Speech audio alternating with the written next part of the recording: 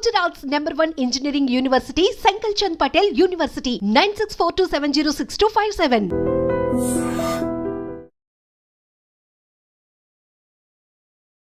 Hi hello నమస్తే welcome back to iDream media. ఈరోజు మనతో ఉన్నారు D Sivakrishna garu, founder and director of VCS IT solutions private limited, అలాగే Vagdevi technologies.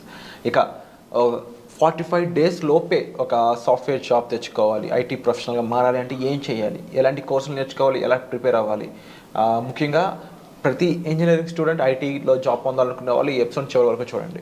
Hi sir. Hi sir, you train a lot of students from IT background and చాలామందికి జాబ్స్కి అయితే రావడం జరిగింది.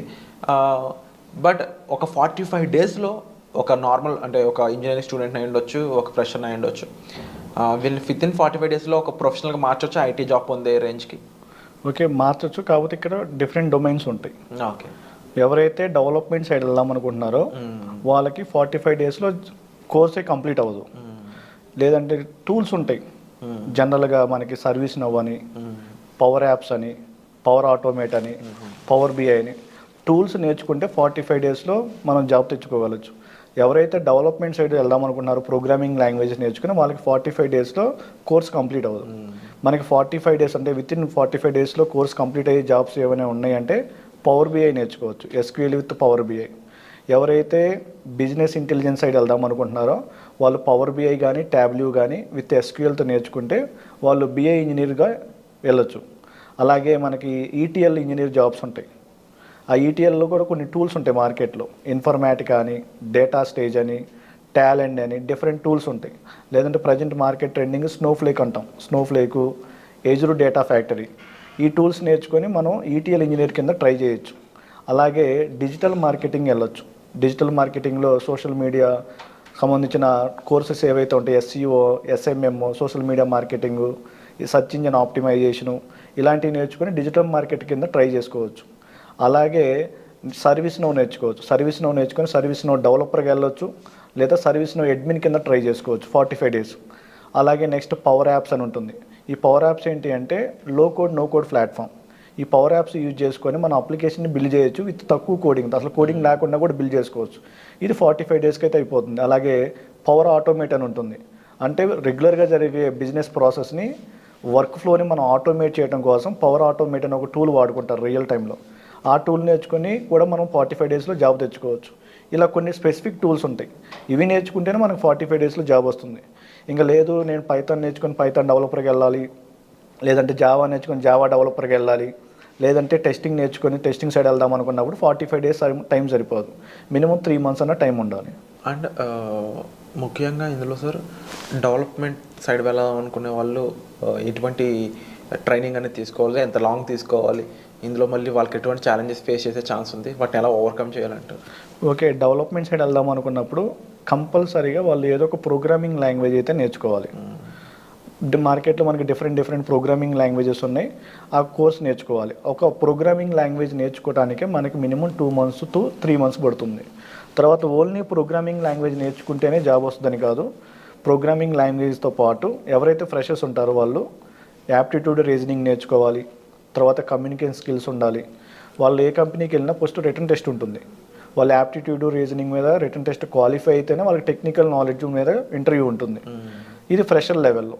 లేదు 3 years 2 years ఎక్స్పీరియన్స్ పెట్టుకుని వెళ్దాం అనుకున్నప్పుడు ఓన్లీ ప్రోగ్రామింగ్ లాంగ్వేజ్ ఒకటే నేర్చుకుంటే జాబ్ రాదు. దానికి తగ్గట్టు కొన్ని ఫ్రేమ్వర్క్స్ ఉంటాయి.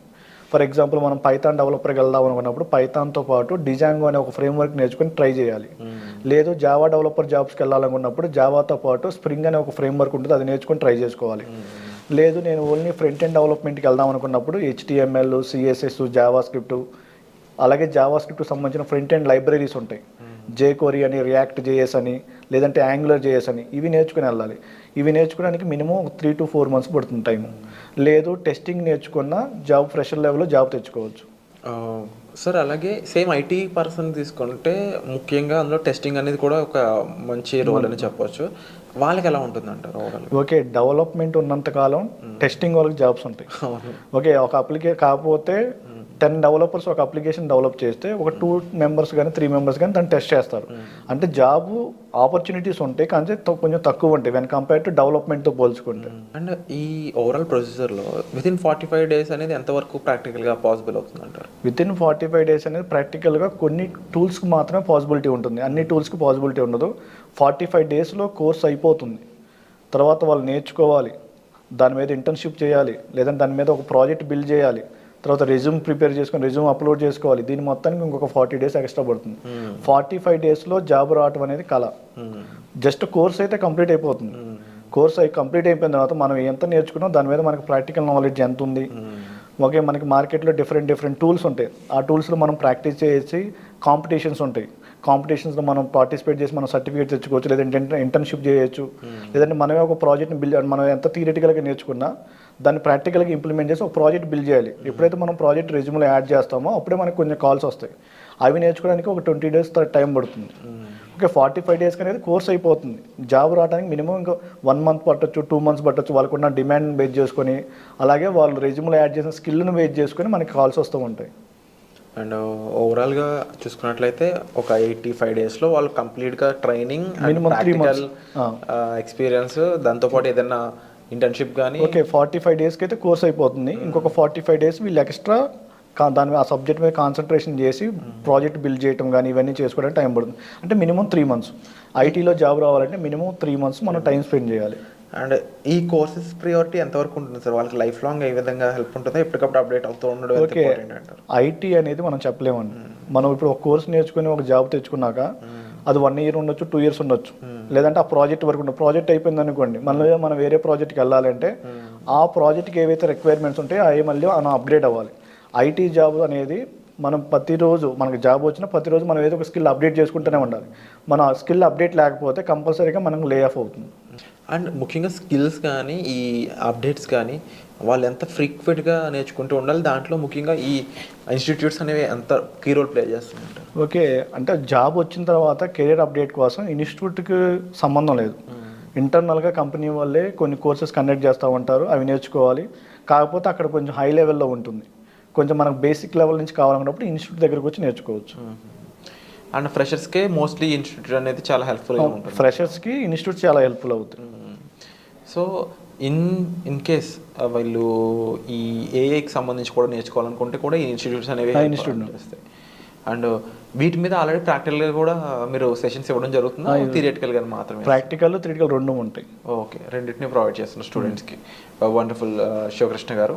ఇక చాలామంది స్టూడెంట్స్కి రిక్వైర్మెంట్ అయితే ఉంది. డెఫినెట్లీ వాళ్ళందరికీ కూడా మీరు హెల్ప్ఫుల్గా మారాలని చెప్పేసి నేను మనస్ఫూర్తిగా కోరుకుంటున్నాను. అండ్ మీరు సార్ని సంప్రదించవచ్చు, డిస్ప్లే అవుతున్న నెంబర్స్ కాల్ చేసి. వాట్సాప్లో మళ్ళీ కలుద్దాం sir. Thank you so much. Thank you.